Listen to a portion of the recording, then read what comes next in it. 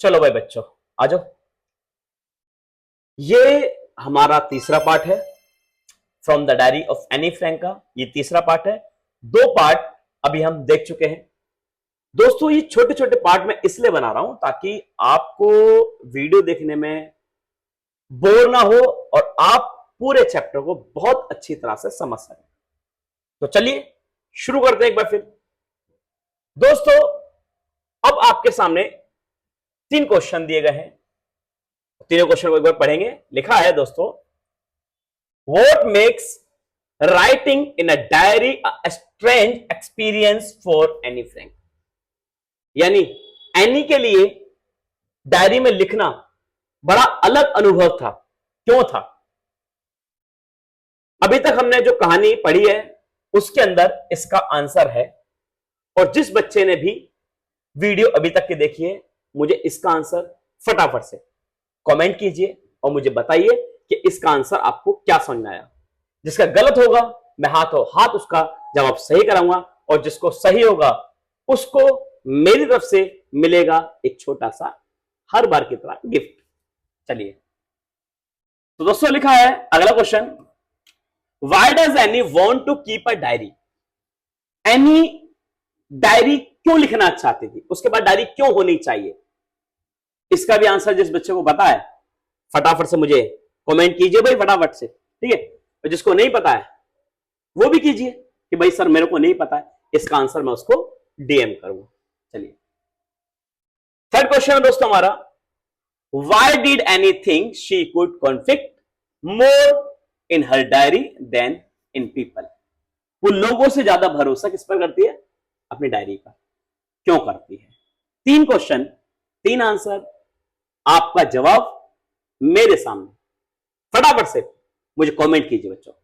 जब तक मैं आपको चैप्टर आगे समझाऊं आप मुझे कमेंट कीजिए। और चैप्टर दोस्तों आगे है, आगे चैप्टर कहता है, since no one would understand a word of my story to Kitty if I were start plug right इन।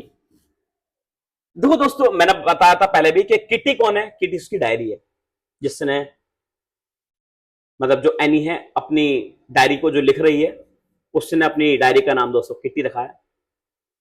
तो एनी कहती है कि भाई मेरे लिए बड़ा अजीब होगा कि मैं कहीं से भी कुछ भी सुना दूं, कुछ भी सुना दूं तो मेरी डायरी को भी अच्छा नहीं लगेगा। वो एक वर्ड भी नहीं समझ पाएगी मेरी diary. I had better proved a brief sketch of my life. अब मैं इस कहानी के अंदर बिल्कुल शुरुआत से ब्रीफ स्केच दूंगी दोस्तों। दोस्तों ब्रीफ स्केच का मतलब बिल्कुल ए टू जेड, यानी शुरू से आखिरी तक मैं ब्रीफ स्केच दूंगी ऑफ माई लाइफ, अपनी जिंदगी का। Much as I dislike doing so. हालांकि मुझे ऐसा करना थोड़ा सा पसंद नहीं है, लेकिन फिर भी मैं डायरी को समझाने के लिए ब्रीफ स्केच अपना पूरा विवरण दूंगी शुरू से लेकर आखिरी तक। तो एनी कहती है दोस्तों, my father the most adorable father.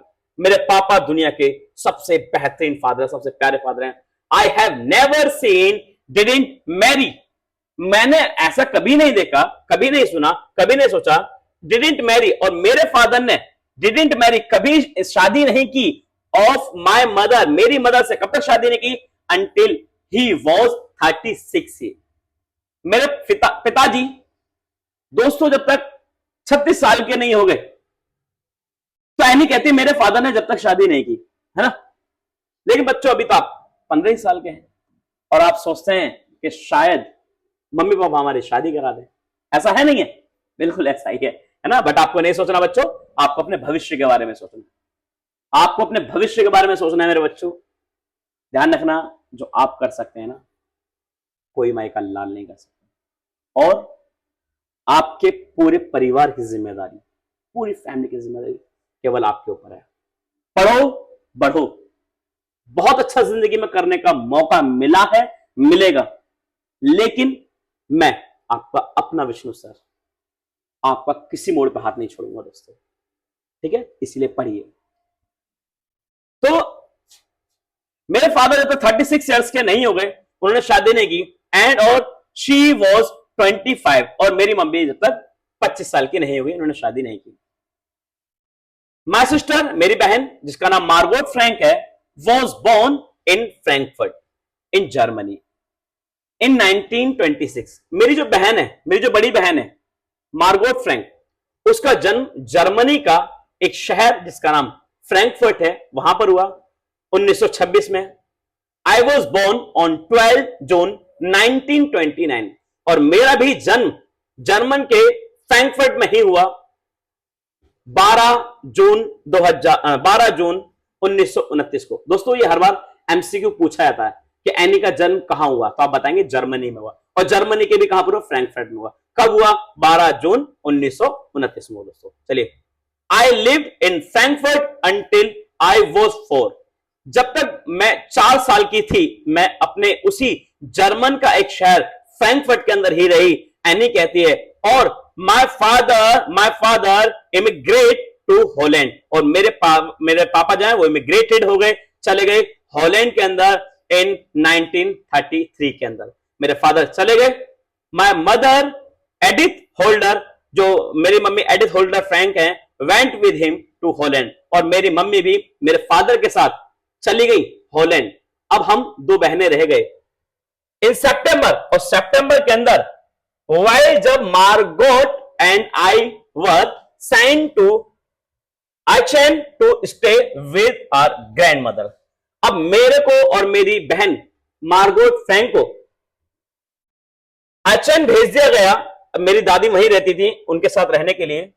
Margot went to Holland, कुछ समय बाद मार्गोट जो मेरी बड़ी बहन है उसको भी मम्मी पापा के पास भेज दिया गया। दिसंबर में हॉलैंड भेज दिया गया। एंड और आई फॉलोड इन फरवरी, और आखिरकार फरवरी के अंदर मैं भी पहुंच गई। व्हेन जब I was plugged down on the table as a birthday gift या बर्थडे प्रेजेंट फॉर मार्गोट। अब भैया मार्गोट का यानी मेरी सिस्टर का बर्थडे था, एनी कहती है मेरी सिस्टर का बर्थडे था, उसी बर्थडे वाले दिन फरवरी के अंदर उसका बर्थडे आता है, मुझे ले जाकर टेबल पर रख दिया गया और बोले मार्गोट लीजिए आपका ये गिफ्ट है। यानी मैं इतनी छोटी सी थी, फरवरी के अंदर जब मैं अपनी बहन के पास पहुंची जो हॉलैंड में रह रही है। पहले मेरे माता पिता हॉलैंड गए, बाद में दिसंबर में मेरी बहन जो मार्गोट फ्रैंक है वो हॉलैंड गई, और बाद में मैं भी फरवरी के अंदर जब जिस दिन मेरी बहन का जन्मदिन था मुझे भी ले जाया गया हॉलैंड, और मुझे ले जाकर मेरी बहन के सामने टेबल पर रख दिया गया, बोला लीजिए ये आपका गिफ्ट है। चलिए दोस्तों आगे लिखा है I started right away at the Monstry's nursery school. एक मॉन्स्ट्री नर्सरी स्कूल है, वहां पर मेरा एडमिशन करा दिया गया। I stayed there until I was 6। जब तक मैं 6 साल की हुई मैं वहीं पर पढ़ती रही। एट विच टाइम, उस समय I started in the first form, मैं पहली क्लास में मेरा एडमिशन कराया गया।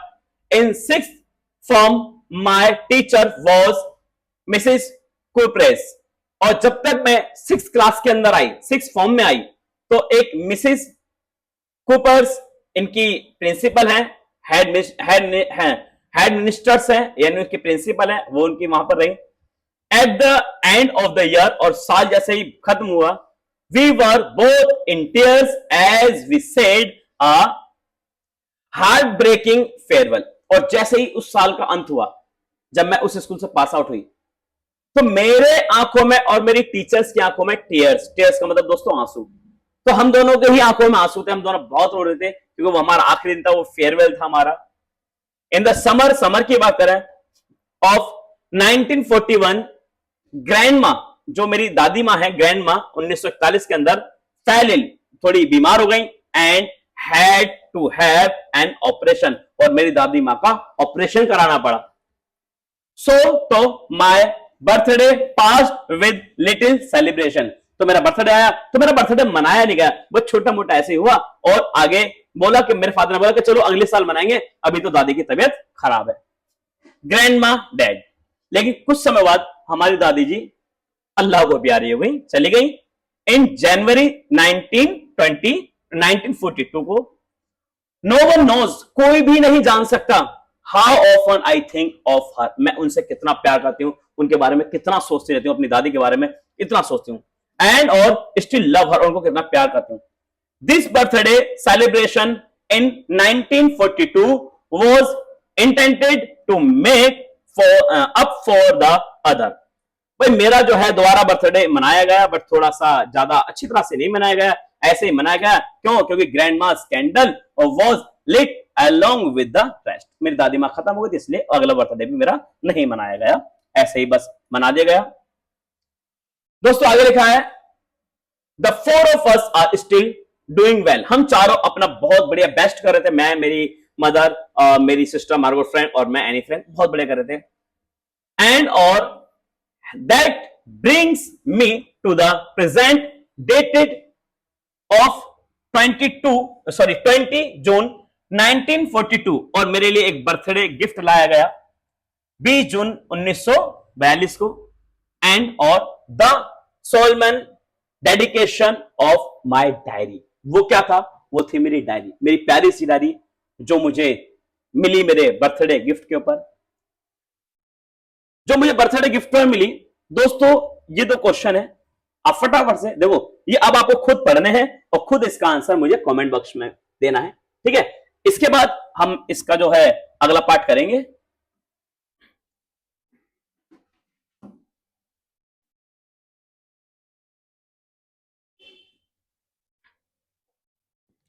चलिए भाई बच्चों, सैटरडे 20 जून 1942। अब एनी लिखती है आज है सैटरडे, ओ 20 जून 1942। चलिए, कहती है डियरेस्ट किटी, मेरी प्रिय प्रिय अति प्रिय diary Kitty, our entire class is quicking in its boost. आज पूरी क्लास के अंदर ना भाई साहब हलचल है, हलचल है। जिस तरीके से हनुमान जी जब लंका में कूदे थे और पूरी लंका में हड़कंप मच गया था, आज हमारी क्लास में, आज हमारे स्कूल में पूरा हड़कंप मचा हुआ है भाई। द रीजन क्या है? Of course basically it is forthcoming meeting in which the teachers decide who will move up to the next form and who will be back या kept back। भैया अब हमारी क्लास में हड़कंप क्यों है पता है?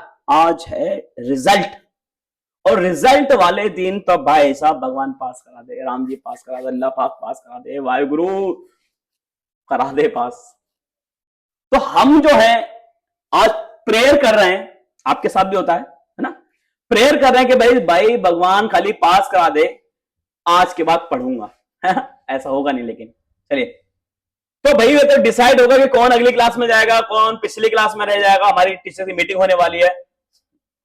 Half the class is making bats. ओ भैया बच्चे तो शर्त लगा रहे हैं। जीएन मेरी जो सहेली है, Jean and I laugh our self silly at the two boys behind us. दो बच्चे जो हमारे पीछे बैठे ना, मैं और मेरी सहेली जो जीएन है, हम तो भाई साहब बहुत ही हंस रहे हैं उनके ऊपर। क्यों?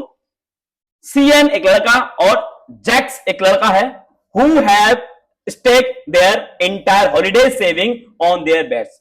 भाई दो बच्चे, दो लड़के जो पीछे बैठे हैं, सीएन और जैक्स, उन दोनों तो शर्त लगा ली है, और पैसे जो अभी छुट्टियों में बचाए थे ना भाई, उन्हीं की शर्त लगा ली है कि भाई हम देखते क्या होगा। शर्त लगा ली है फ्रॉम मॉर्निंग टू नाइट, रात से लेकर सुबह तलक, सुबह से लेकर रात तलक। यही चलता रहा हमारी पूरी क्लास में। क्या चलता रहा? एट्स यू आर गोइंग टू पास, तू पास हो जाएगी, तू पास हो जाएगी। एनी से बोले अन्नी कहती आई एम नॉट, नहीं हो पाऊंगी मैं।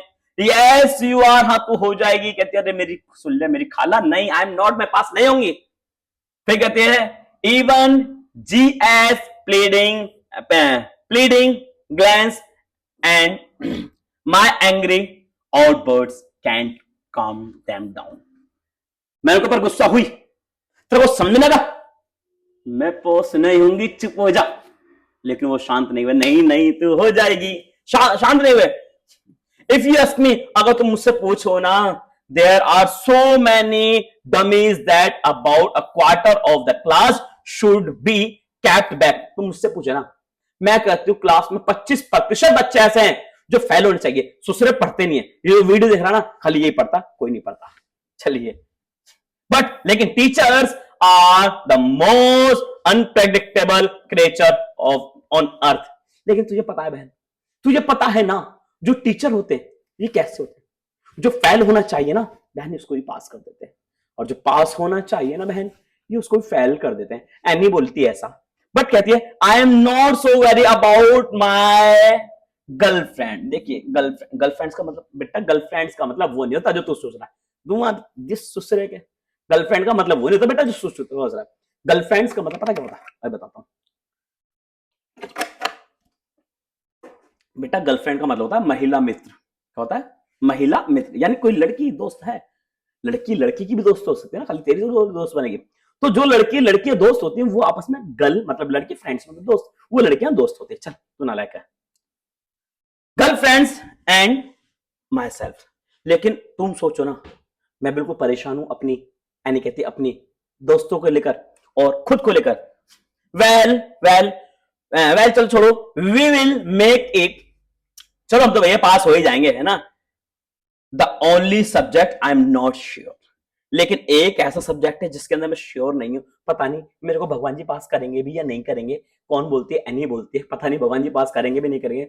I am not sure about it's math. देखो मैथ्स तुम्हारी भी कमजोर थी, मैथ्स मेरी भी कमजोर है, बताना मत किसी को, है। तो एनी की भी मैथ्स कमजोर है। चलो अपने खुशी है ना अपने को कि यार अपनी मैथ्स कमजोर थी, तुम्हारी भी कमजोर है, एनी की भी कमजोर है, दुनिया में अपने ऐसे और भी लोग हैं। चले, तो एनी कहती है कि हमारी तो भैया मैथ्स खराब है। एनीवे चलो छोड़ो। Well all we can do it's wait. हम कर भी क्या सकते हैं, इंतजार कर सकते हैं। इंतजार कीजिए, आप भी कीजिए, आपका भी रिजल्ट आएगा, इसका भी रिजल्ट आएगा। अंटिल देन, जब तक we keep telling each other not to lose heart, all is well, all is well. कुछ नहीं होगा, सब कुछ सही हो जाएगा, ध्यान रख, सब कुछ सही हो जाएगा। I get along pretty well with all my teachers. मेरे जितने भी टीचर्स हैं सभी से मेरी बनती है। और आए भाई का एकदम क्लास के अंदर, मेरी पूरी क्लास में सबसे बनती है।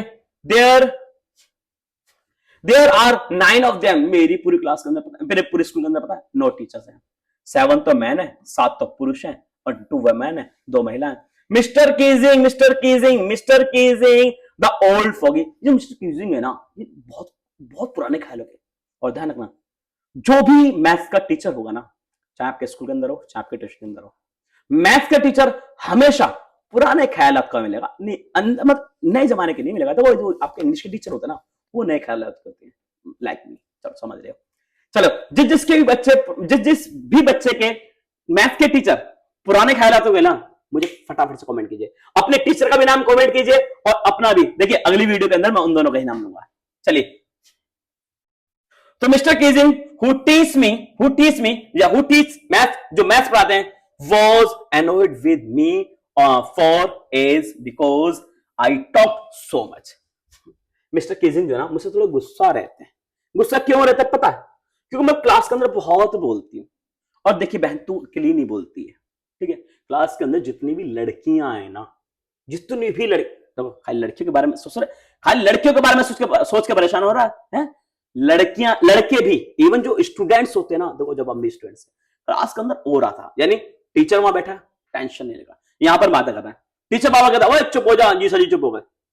फिर देखो अबे हम तो स्टूडेंट्स ऐसे थे कि नजरों नजरों बातें कर लिया करते थे, है ना। जब हमारा एग्जाम होता था ना, तो पहले का ऑप्शनल जो आते थे एमसीक्यू, पहले का ए आंसर है, बी है, सी है, डी है, आंखों आंखों पूछ लिया करते थे। अरे टीचर तुम हमारे बराबर ही क्या करोगे, चलो छोड़ो। तो मैं इसलिए मुझसे परेशान थे कि मैं बहुत ज्यादा बात करती थी। आफ्टर सर्वल वार्निंग, कुछ वार्निंग के बाद भी ही assist me extra homework. Teacher ने मुझे पनिशमेंट के तौर पर एक्स्ट्रा होमवर्क दे देते थे। एन ऐसे ऑन द सब्जेक्ट, इस सब्जेक्ट के ऊपर अ चैप्टर बॉक्स। भैया आप एक ऐसे लिख के लाओगी, एनी खड़ी हो जाओ, खड़ी हो जाओ एनी, आप एनी खड़ी होगी, जी सर। बोले आप एक एक्स्ट्रा होमवर्क, जी सर। किसके ऊपर करना सर? बेटा आप होमवर्क करके लाओगे अ चैप्टर बॉक्स। एक बात तो नहीं लड़की, ओहो सर चलो ठीक है कर लाएंगे, चलो कोई बात नहीं। A chapter box, What can you write about a chapter box? चलो अगर मैं एनी कहती मैं तुमसे ही पूछूं लिखो चैप्टर बॉक्स के बारे में, क्या ही लिखोगे? जिस बच्चे को भी पता नहीं थोड़ा बहुत चैप्टर बॉक्स बात तो नहीं, मुझे फटाफट से कमेंट कीजिए। मैं देखना चाहता हूं कि किस किस बच्चे को चैप्टर बॉक्स के बारे में पता है तो जरूर लिखेंगे। चलिए, I had worried about that later। मैं कुछ समय तक परेशान रहती रही, लेकिन चलो I decided I jot down the title in my notebook. मैंने अपनी नोटबुक के अंदर आज टाइटल डाला, शुरुआत में हेडिंग डाली एट चैप्टर बॉक्स डाल दी। अब क्या करूं मैं, क्या करूं, परेशान हूं।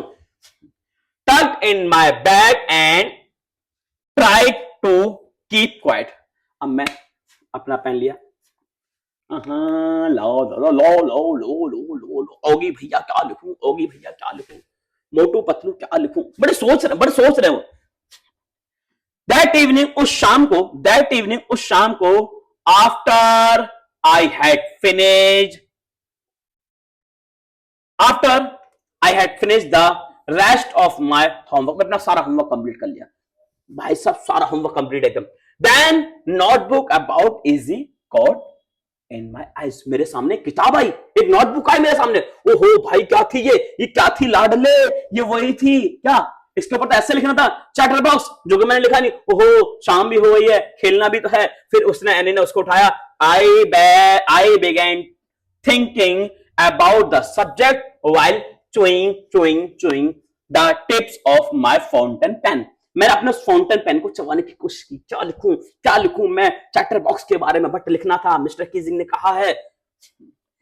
Anyone could ramble on and leave big space between the words.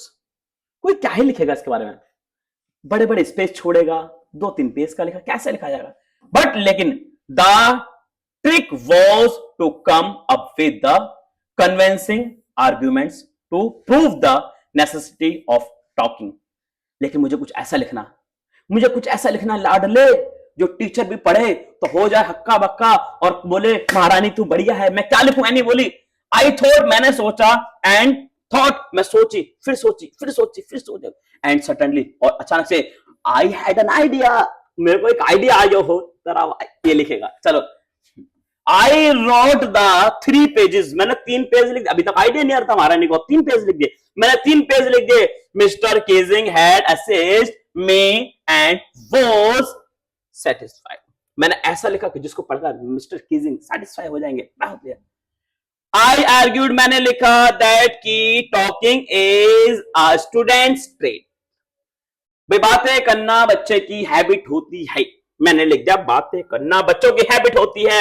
I argued that talking is a students trade, बातें करना बच्चों की हैबिट होती है। किसी भी क्लास में कोई भी चले, ये बच्चे बातें करेंगे ही करेंगे, टीचर अपना पूरा जोर लगा लो, बच्चे बातें करेंगे जरूर। And that I would do my best, मैंने अपना पूरा बेस्ट दिया और मैंने अपनी पूरी डायरी लिख ली और मैंने कहा I would do my best to keep it under control. लेकिन सर, मैं आपसे प्रॉमिस करती हूं, मैं अपने स्टेट्स को, बातें करने की हैबिट को कंट्रोल में रखने की कोशिश करूंगी। एनी कहती है।